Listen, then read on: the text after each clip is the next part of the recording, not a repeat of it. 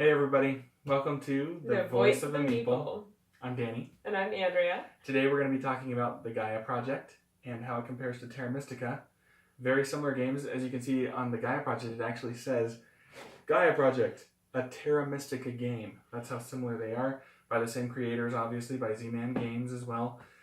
And just looking at them, if you're familiar with Terra Mystica, it's going to look very familiar. You know, it has all the races on the boards. It has basically the same buildings, you know, so you'll notice, it'll look very familiar to you. Yeah. Lots of the components are similar.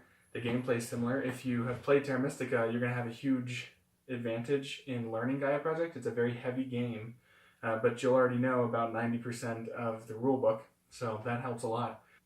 So today we're going to compare the games. We're going to talk about what we like better about Gaia Project over Terra Mystica. We're going to also talk about the aspects of Terra Mystica we think they got right the first time and skimped on with Gaia Project. And we're going to answer some questions about the two of them. All right, so let's dive in. What Gaia Project does better? First off, Gaia Project gives you more flexibility with your resources.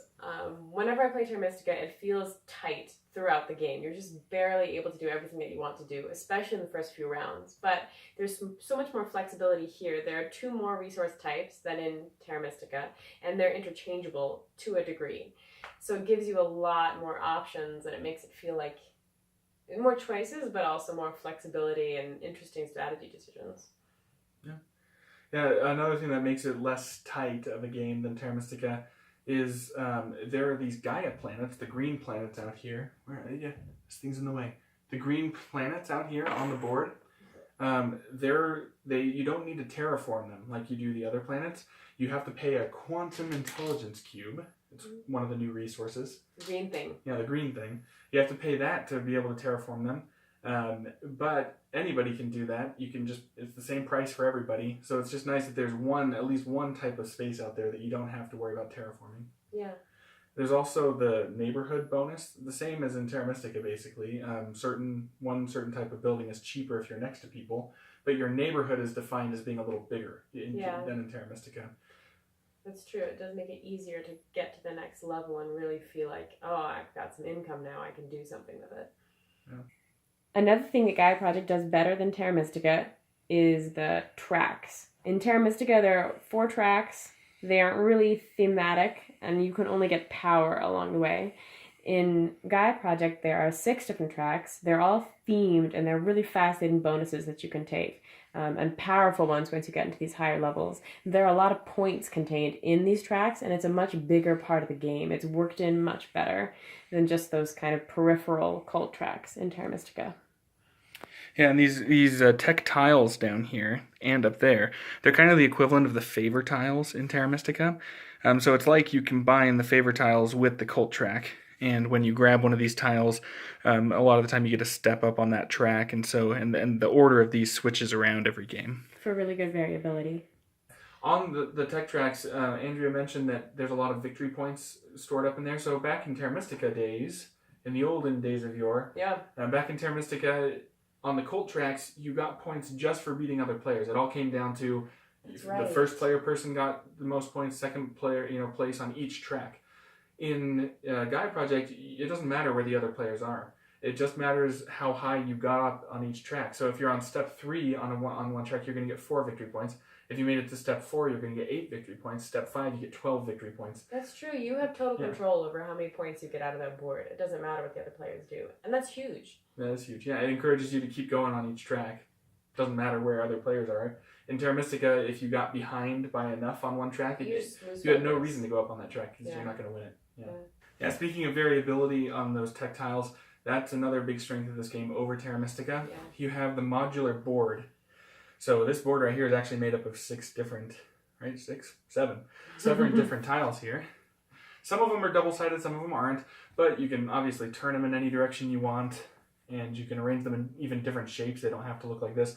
This size of the board right here is for a 2 or 1 player game, but there are more tiles that you bring out if you're playing with more players, or you can choose to bring it down even with more players to have a really tight map.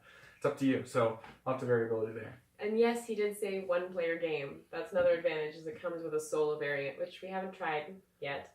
Yep. But yeah, created by the same people that did the Automa Factory, so it's the same people that created the solo variant for Scythe. Yep, it's also got custom rules for 2-player games, which Terra Mystica did not have. So it has a smaller board. It also has a final scoring variant, you know. And then one last thing that we really liked was federation forming. So in Terra Mystica, you get a group of buildings together and form a city, and you get a bonus. Here, you connect planets together with satellites, and you can choose when to do that and very easily put all those satellites down all at once when it's best for you.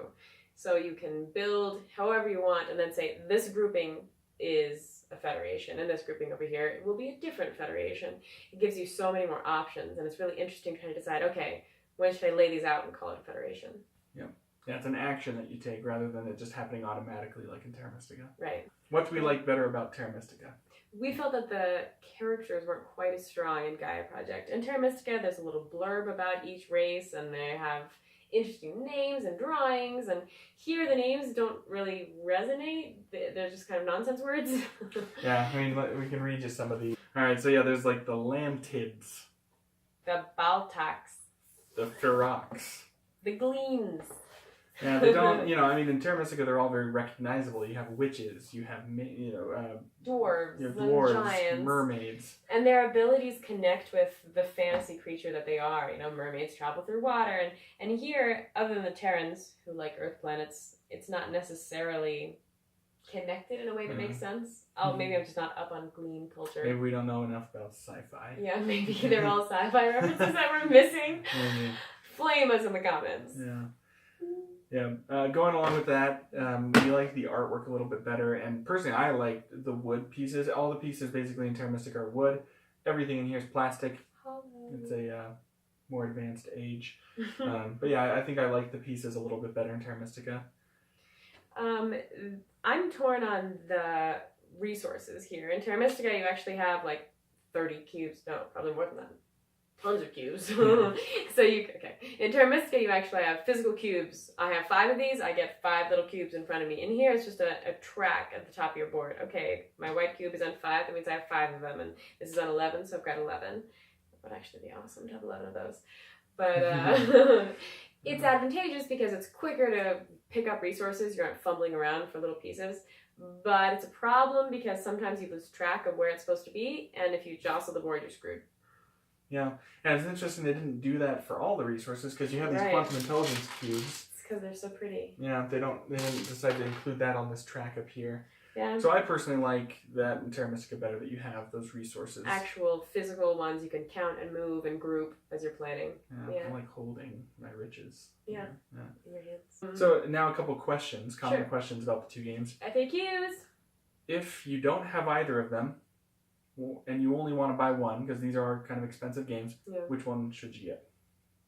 Gaia Project. Hands down Gaia Project. If you're only going to buy one and you haven't tried either of them, Gaia Project is a level up from Terra Mystica as far as strategy, and it fixes a lot of the issues with Terra Mystica. So, yeah. If you have Terra Mystica and you're trying to decide, should I buy Gaia Project? Is it too similar? Is it just Terra Mystica in space?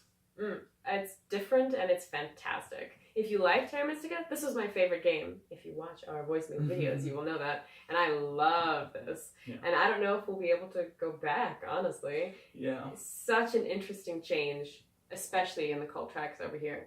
It's fascinating. Tech tracks. Right. Last question here.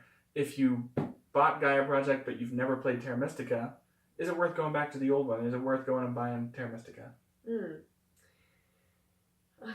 That's a tough question. Unless you're a big game collector, I'd probably stick with this one because it has a lot of the same elements. I think you'd find yourself missing the flexibility and the strategy and the variability that you have here if you went and bought Terra Mystica, as much as I love it. Yeah, as much as I just don't know if we'll play it much anymore. Because I think going back, we'll have to try it, but I think going back will just... Kind of be for nostalgia. Yeah, more than we'll be missing else. Gaia Project every time we play it now. So. Yeah, Gaia Project, amazing game. If you like heavy Euro area control games, definitely. It's a must-buy. One thing we should say is both of us have very low tolerance for luck. That's true. And there's pretty much no luck. If you've played Terra Mystica, you'll know this. That's what these games have. Pretty much no luck. I mean, there's always going to be small elements, but Yeah, almost nothing. They minimize it. They really minimize the luck. So if you do like some chance in your games, this might bug you a little bit. It is not for you. It is very heavy, very strategy oriented. Right.